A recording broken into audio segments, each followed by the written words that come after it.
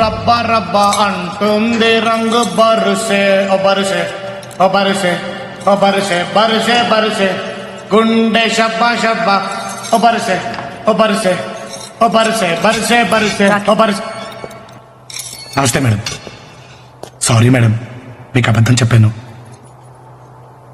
37 సంవత్సరాల life experience, crime ని crime లా చూసే 15 సంవత్సరాల పోలీస్ డ్యూటీ, ఎన్నింటినో తట్టుకున్న ఆనెస్టీ, నిన్ను చూసి మొత్తం తలకిందులైపోయాయి.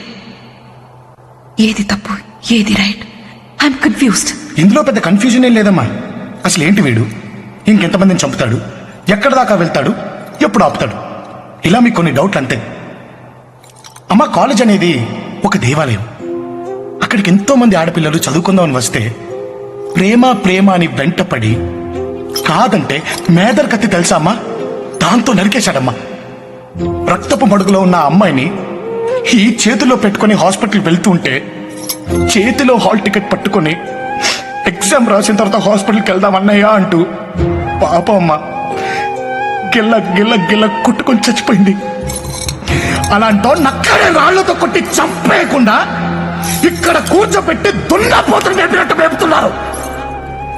వీడి మీద కనికరం చూపించమని బయట మన సోకాల్డ్ మానవతావాదులు సొల్లు కారణంగా కలుస్తున్నారమ్మా. ఇంకేం చేయనమ్మా, ఇంతకన్నా ఏం చేయను.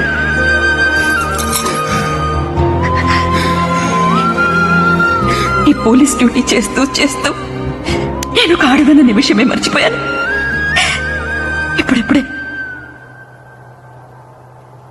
ఇప్పుడు నాకేమనిపిస్తుందో తెలుసా? ఇలాంటి ఒక కొడుకుని కనాలని ఉందయ్యా.